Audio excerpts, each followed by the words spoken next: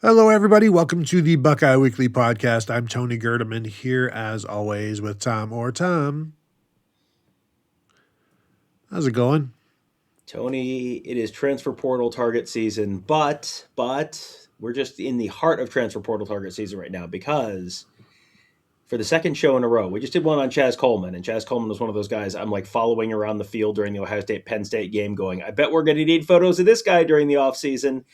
And today we're talking about another one of those guys, Minnesota safety Koi Perich, who looked over at me at one point during pregame, like, what are you doing as you're taking like 15 pictures of me in warm up, and then now he's in uniform. Take pictures of me now. Like he looked over at me at one point, like, what are you doing? And so, yes, sorry, sorry, Koi. Some of us are good at our jobs, and we're able to anticipate the fact that you were going to go into the portal in a couple months. So sorry, that's on me.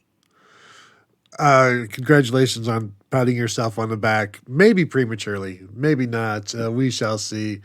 Yes, welcome to the Buckeye Weekly Podcast, where we are talking about Ohio State transfer portal targets and also former recruiting targets that just got away and hurt when they went away. Although Koi Perich, a wonderful safety, gets away, and you're looking at Ohio State, and it's like, well, I think they managed the last 2 years. They found a way to live without Koi Perich the last 2 years, but now with Caleb Downs presumably off to the NFL, unless barring something unforeseen and I don't know, maybe an NFL strike. Maybe that's what it would take to keep Caleb Downs in Columbus. But with the assumption that he is gone, adding somebody like Koi Perich, a 2-year starter, a first-team All-Big Ten guy as a true freshman. I think he had 5 interceptions as a freshman and maybe dropped down to like 1 this past year and over 80 tackles both years. I mean, it's not a one-for-one comparison, but if you're looking for somebody who can do a bunch of different things and has seen a bunch of different things, you could sure do worse than Koi Perich replacing Caleb Downs. Yeah, you just go through his stat line this year, and he just kind of does a little bit of everything. 82 tackles, 3 tackles for loss. Did he have a sack? Yes. Did he have an interception? Yes. Did he run that back for a touchdown? Also, yes. Did he break up some passes? Yes. Did he force a fumble? Yes. It's just kind of like he sort of checks all the boxes, but also he's a really dynamic player where was he also a punt returner? Yes. Was he also a kick returner? Yes. 26.3 yards per kick return this year. He also played a little bit of offense, not a ton, had 7 catches, 89 yards. He just kind of was a little bit of the do everything guy for Minnesota because, when you are the Ohio State caliber player on Minnesota's team, it's you want to coach, you want to call plays, like what do you want to do? What can I do to get you into this Minnesota Golden Gopher football roster right now? And he did it, and he did everything well. It wasn't just kind of like, oh, look at you, you get to play. No, he did everything well, and he feels like he's someone who could check a lot of boxes for Ohio State if they can lure him away too. Yeah, for sure. And I've seen some criticism, and it's like, well, he doesn't have as many interceptions as he did as a freshman. And it's like, well, quarterbacks are kind of more aware of him now than they were as a true freshman. But he's got a bunch more tackles, like twice as many tackles.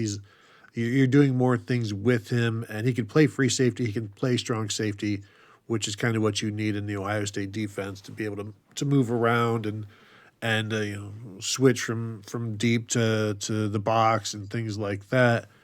And you mentioned all of the other things that he's done for his team. So he wants to win, and he wants to give you whatever he can. And frankly, he's got a lot. He's the top rated safety in the portal according to On3, despite what some people might want to say about him. Tom, by the way, number 2 guy you might recognize, Boo Carter. How about that? So Former North Carolina, no, North Carolina State athletic director, and no, different. That was Boo Corrigan. Sorry. But we saw Boo Carter from Tennessee last year, and also Hmm. saw Koi Perich as well. And I when it's very easy to just put him in this defense and be like, yeah, you fit perfectly, just like it was with Caleb Downs. Like, boy, you fit. Come on in, because when you look at what Ohio State has at the moment, we're going to assume Caleb Downs is gone, right? What is happening with Malik Hartford? He redshirted this year so that basically he could, on one hand, get away from Caleb Downs, and then perhaps be have 2 years of eligibility at Ohio State after Caleb Downs is gone. So he's not yet entered the portal. Maybe we talked all spring and fall camp about the Malik Hartford, Jalen McClain duo. How are you going to figure that out? One's a free, one's a strong, this and that. And so that got figured out pretty early on. And then Malik Hartford figured, well, maybe I should just redshirt to save a year of eligibility. But we don't know if that eligibility is coming at Ohio State or coming somewhere else. And there's still, 10 days as we're recording now to enter the portal or so. And you've got Fahim Delane at a freshman year. He got to play, which is pretty big. Leroy Roker as a redshirt freshman was your probably number 7 defensive back because he was the backup dime and then became the dime when they lost a guy to injury, lost Lorenzo Styles. So he played perhaps more than anticipated, but Deshaun Stewart, true freshman, was out for much of the year. Cody Haddad, true freshman, really never played. Blaine Bradford, incoming freshman, is, I think, a special prospect that they will try to get involved somewhere. But when you look at this, nobody in this lineup is, you'd say, boy, Koi Perich just doesn't add anything to this. It's not a value add because I think you look at this, and I'm sure everybody loves Malik Hartford, but if you can get Koi Perich, you do it. Yeah, for sure. This is a guy who elevates the room, and the standard for elevating the room as a transfer at safety for Ohio State is Caleb Downs, and that's not really a fair standard for anyone to have to live up to. But Koi Perich does elevate the room because Koi Perich comes in and is the veteran guy who has played a couple of years, has played at a pretty high level the last couple of years. And if he comes to Ohio State, he can step in and start, and they are going to be, between him and Jalen McClain, you've got 2 really good safeties back there, and there's not a question. It's not how does this new starter project? It's great, fine, done. Because Jalen McClain stepped in as a first-time starter this year and was phenomenal. Jalen McClain had a great first season. That's not always how it works at safety. They've got a lot of very talented younger players there, and I think they probably could find someone who would be a good safety between all those guys you mentioned. And I think Blaine Bradford is probably going to be a pretty special safety at some point. And I think Fahim Delane is probably going to be a pretty good safety at some point. But if you can bring Koi Perich in and then not have to throw this on someone who's younger or inexperienced, or just, even Malik Hartford, who's been around a few years and been around, the starting conversation, but hasn't done it yet, you figure the floor is at least certain, at least okay safety probably there. But if you can bring in a Koi Perich, you almost certainly do it. There was one thing that I thought was interesting. 2 things. One thing that I thought was interesting at the end of the Ohio State Minnesota game, I have a picture of Koi Perich. Once again, just listen, the stalking laws in Ohio are written pretty vaguely, so I don't think I can be charged for anything. But I was sort of like looking at finding him on the sideline at the end of that game when it's like 42-3.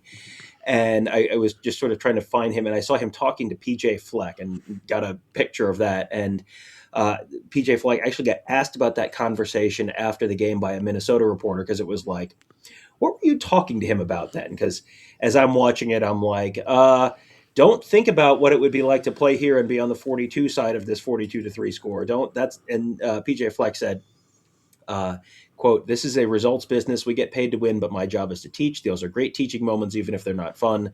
I had those conversations with a few players, maybe 5 or 6, because I want them to know where my head is, how I want them to respond, and what leadership looks like. Gratitude and empathy connect the locker room. Our team has both. So it was about leadership and how to respond from this. It wasn't about the game. It was about moving forward and the demands of leadership from here on out." So, I thought that was an interesting answer at the time. But you also could very easily put it in your head that he's looking around and going, I bet it's more fun on the other sideline of this game tonight than on this sideline. The other thing that I think is sort of the elephant in the room with Koi Perich is the other team that is going after Koi Perich. Because I think it's very easy to look at Ohio State and go, well, he almost went there out of high school, so obviously that would be a very logical place to go.